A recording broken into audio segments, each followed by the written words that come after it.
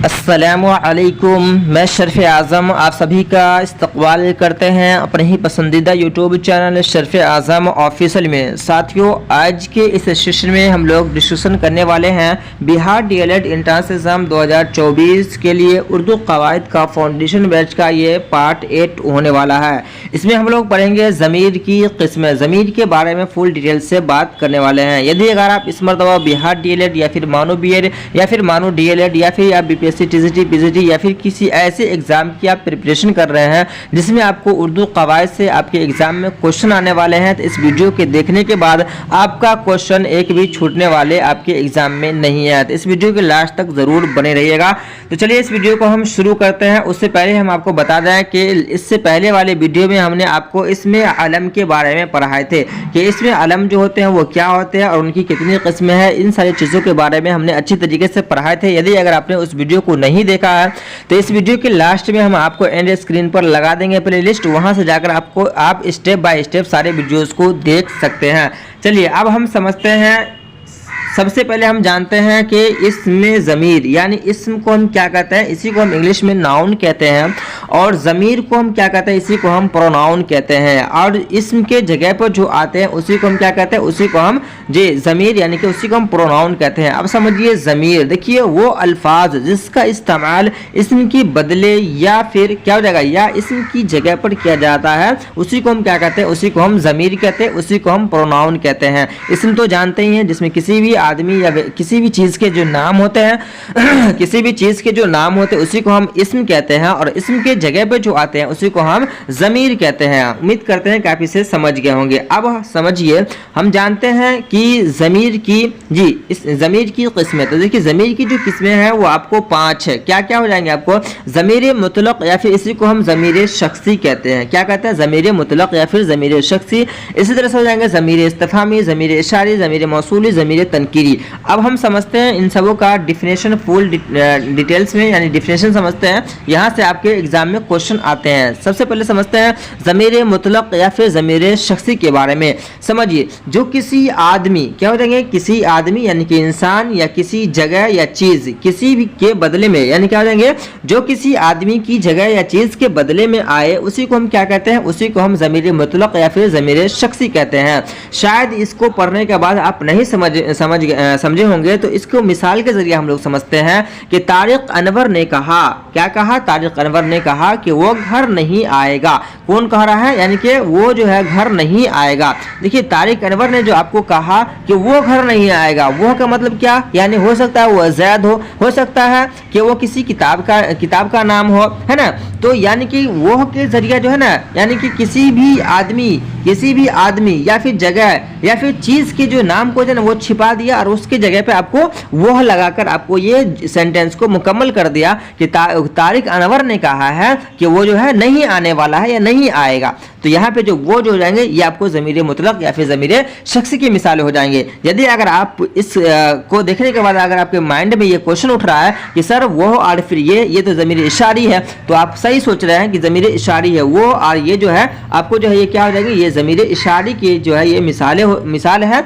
तो वो और ये दोनों मिसालें हैं, लेकिन इस तरह के जो सेंटेंस देकर आपको यहाँ से वो पूछ लिया जाएगा और उसमें जो है यानी कि आपको ज़मीर इशारा ऑप्शन नहीं रहेगा, तो आप यहाँ पे ज़मीर मुतलक या फिर ज़मीर शख्सी आपको ऑप्शन में टिक आउट करना है। ठीक है, चलिए अब हम समझते हैं ज़मीर जो होता है ना, ज़मीर वो जो है 3 तरीके के होते हैं। कितने तरीके के होते हैं, 3।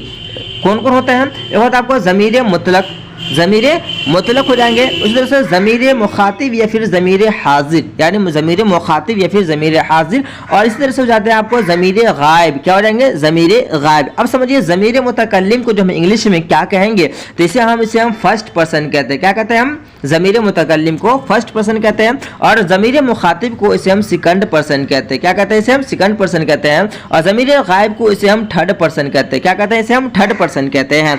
अब समझिए, ज़मीर मुतकल्लिम जैसे कि मैं, हम लोग, ये ज़मीर मुतकल्लिम हो जाएंगे। ज़मीर हाज़िर जैसे कि तुम सब, तुम लोग, आप सब, आप लोग, ये सब ज़मीर हाज़िर की मिसालें हो जाएंगे। और ज़मीर गायब जैसे कि वो, ये सब जो है ज़मीर गायब की मिसालें हो जाएंगे। अब समझिए आप इंग्लिश में इसे कैसे समझेंगे। अगर ये आपने उर्दू में नहीं समझा तो अब इसको हम इंग्लिश में आपको समझाने की कोशिश कर रहे हैं। समझिए, आपने ज़मीर का जब चैप्टर पढ़ेंगे तो वहाँ आप ज़मीर के जब डिफिनेशन में जब पढ़ते आगे जाएंगे तो वहाँ आपको केस देखने को मिलेगा, नॉमिनेटिव केस, पोसेसिव केस, और अभी इसी तरह से आपको ऑब्जेक्टिव केस, इसी तरह से आपको एक और केस है, यानी 4 केस है। तो इस तरह से आपको देखने को मिलेंगे। लेकिन नॉमिनेटिव केस जो आप पढ़ेंगे तो वहाँ आपको मिलेंगे आई, इसी तरह से आपको मिलेगा वी, इसी तरह से मिलेगा आपको, पहला मिलेगा I, we, you, she, it, he, she, it, they, यानी कि ये 7 होते हैं। ये जो होते हैं ये 7 होते हैं। और फिर जो है ये सब भी जो होते हैं, एक होता है आपको सिंगुलर, एक होता है आपको प्लुरल। तो यानी कि एक होता है आपको वाहिद, क्या होता है आपको जी, एक होता है आपको वाहिद, एक होता है आपको जमा।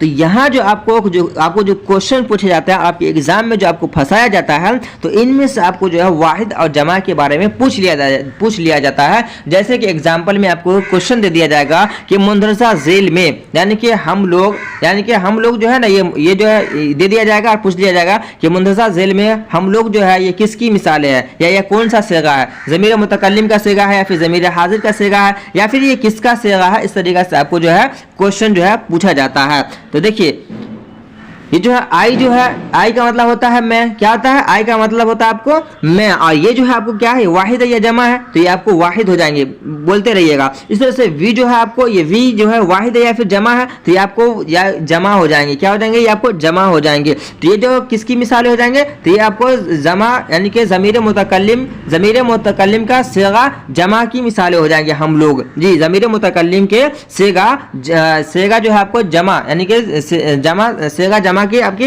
ये मिसालें हो जाएंगे। और ये आपको ये वाहिद सेगा की मिसालें हो जाएंगी, यानी सेगा वाहिद का ये मिसालें हो जाएंगी आई, और सेगा जमा की मिसालें हो जाएंगे हम लोग। इस तरह से अगर बात करें यू की, तो यू का मतलब होता है, यानी कि ये सेकंड पर्सन होता है, और यू का मतलब होता है तुम, आप लोग होते हैं जी।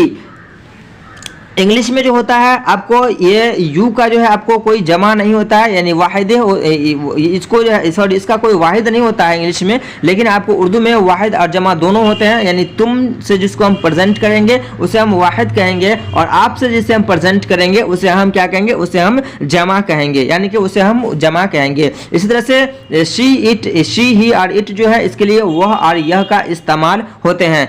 शायद आप इसे समझ गए हैं अच्छी तरीक़ा से। अगर कोई कन्फ्यूज़न है तो फिर भी आप जो है ये पूछ सकते हैं। और जब इस पर हम मारूजी सवालात करवाएंगे, यानी कि एग्जाम्पल में जब हम आपको ऑब्जेक्टिव क्वेश्चन करवाएंगे तो आप इसे और अच्छी तरीक़ा से समझ पाएंगे, और वहाँ हम आपको और अच्छे से हम समझाने की कोशिश करेंगे। और आपको और इस पर जितना ज़्यादा से ज़्यादा प्रैक्टिस हो, हम इस पर और आपको ऑब्जेक्टिव क्वेश्चन करवाकर इसको हम क्लियर करने की कोशिश करेंगे। चलिए अब हम समझते हैं ज़मीर इस्तिफ़हामी। देखिए ज़मीर इस्तिफ़हामिया आपने सुना होगा, इसी को हम सवालिया भी कहते हैं। क्या कहते हैं, इसी को हम सवालिया भी कहते हैं। तो समझिए, जो किसी आदमी किसी चीज़ या किसी बात को दरियाफ्त करने के लिए बोला जाए उसी को हम क्या कहते हैं, उसी को हम ज़मीर इस्तिफ़हामी कहते हैं, या फिर इस्तिफ़हामिया, या फिर इसी को हम सवालिया भी कहते हैं। जैसे कि कौन, कब, जब, क्या, कौन आया, कब आया, क्या आया। तो ये इस तरह का जो क्वेश्चन है इसी को हम क्वेश्चन वर्ड कहते हैं इंग्लिश में, यानी कि WH क्वेश्चन कहते हैं। इसी को हम उर्दू में सवालिया या फिर इस्तिफ़हामिया आएगा। और आपके एग्जाम में पूछे जाएंगे कि कौन जो है मुंदरजा झेल में किसकी मिसाल है, इस्तिफ़हामिया की या फिर ज़मीर की या फिर इस्म की, या इसी तरह से आपको 4 ऑप्शन दे देंगे। तो वहाँ आपको इस्तिफ़हामिया के आपको टिक करना है। अब समझिए ज़मीर इशारी।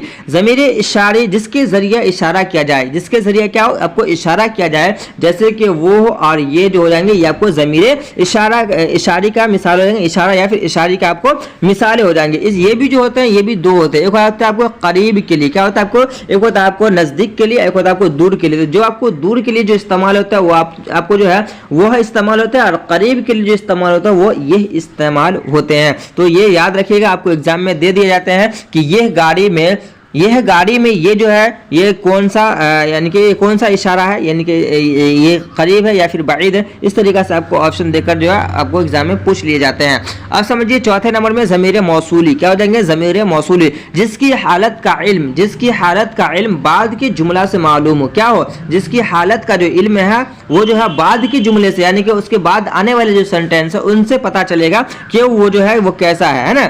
देखिए एग्जाम्पल में समझते हैं, जिसने मुझको ये कलम दिया था। क्या हो जाएंगे? जिसने मुझको ये कलम दिया था वो फौरन लौट गया। वो क्या हुआ? वो फौरन लौट गया। तो यहाँ क्या हुआ कि पहले वाला सेंटेंस से, यानी कि दूसरे वाले सेंटेंस से पहले वाले की हालत मालूम हो रही है, यानी कि ये दूसरे वाले सेंटेंस से पहले वाले की हालत मालूम हो रही है कि वो मुझे कलम दिया और फौरन लौट गया, यानी कि वो उनकी हालत को हम जो है ये जाहिर कर रहे हैं। तो ये आपको ये जो मिसालें हो जाएंगी आपको ज़मीर मौसूली की मिसालें हो जाएंगी। किसकी मिसालें हो जाएंगी? ज़मीर मौसूली की मिसालें हो जाएंगी। अब समझिए ज़मीर तनकीरी। क्या हो जाएंगे आपको? ज़मीर तनकीरी, जो गैर मुतअय्यन, यानी कि कोई ऐसी चीज़ जिसका कोई मुतय्यन नहीं हो, कोई फिक्स नहीं है, शख्स या चीज़ या जगह के लिए इस्तेमाल हो, उसी को क्या कहेंगे? उसी को हम ज़मीर तनकीरी कहते हैं। जैसे कि कुछ, कोई, बाज वगैरह। तो ये सब जो मिसालें हो जाएंगी ये आपको ज़मीर तनकीरी की मिसालें हो जाएंगी।